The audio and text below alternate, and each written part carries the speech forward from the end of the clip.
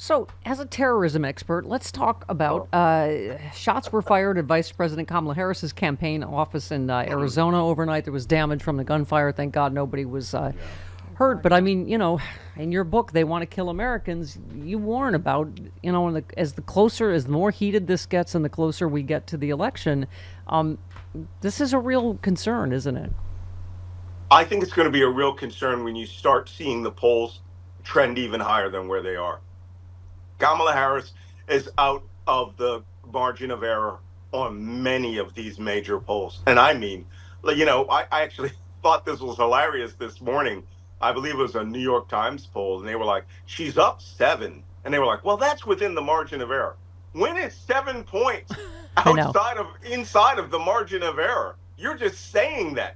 3 points is inside the margin of error. Right. 5, if you've only, polled 22 people, right, is inside the margin of error.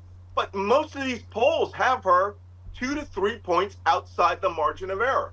And as we get closer to election time, that pressure is going to have Trump more and more deranged, if you can imagine him getting more deranged. But look at the stuff he's saying, and that he's going to Springfield. He's going to empty the city. He's going to go to Aurora, Colorado. He's going to have, people go down there. Yeah. That rhetoric will push armed people. You saw the Haitian take this stuff in their own hands. The Haitian community just filed suit against Trump and Vance for inciting violence against their community, which is, yet another legal front.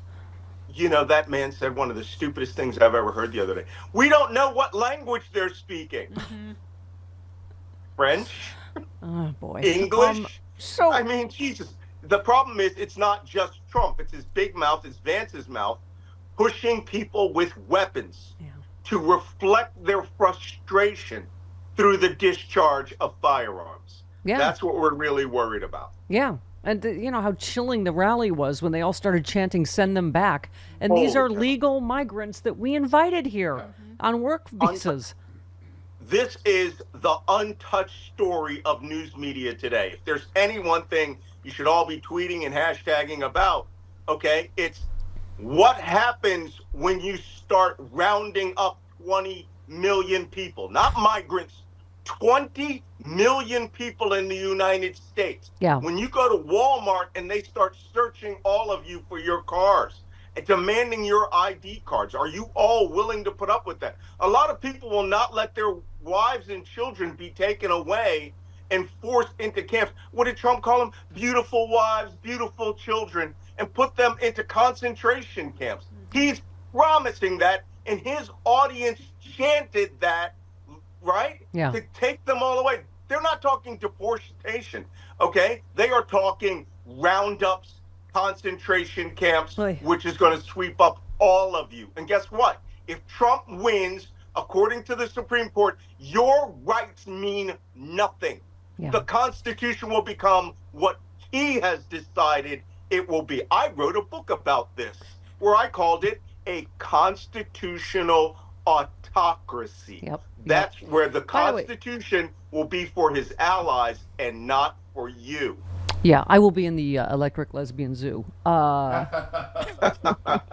Speaking of the media, you retweeted Carlos Turnbull, who said Melania Trump was paid $240,000 to speak at a log cabin Republicans event. The money came directly from the Trump campaign fund. Mm-hmm. Trump uses donor money to pay his wife $240,000 to do something candidate spouses do for free. It's all a grift. Mm-hmm. I mean, there's another story today about all the money what's his name? Jared Kushner got from Saudi Arabia. The whole thing's a grift. Always. Right? Yeah. Let me just one last story I wanted to get your take as a terrorism expert. So Trump immediately leaped to attack prosecutors trying to charge his would-be assassin, this latest one, on the basis that they hadn't brought charges of attempted assassination. Yesterday, prosecutors did just that. Mm-hmm. Trump accused them of deliberately lowballing the charges for political reasons. Joyce Vance said, in reality, prosecutors were preparing an indictment for assassination all along, filed immediately lesser charges so they could keep him behind bars as they prepared the main case. The strategy was proven correct when assassination charges were officially revealed Tuesday. In another twist, the case was assigned to Aileen Cannon. Mm-hmm. So this means the guy will probably get the death penalty. But I just wanted to get your take. We were saying, with Florida's insane gun laws, initially we were all like, what can they charge him with? Right? He never took a shot. He didn't even have Trump in his line of sight. I mean, I guess Oh, in theory, you could make an argument for open carry. right. These guys are allowed to open carry long rifles and handguns.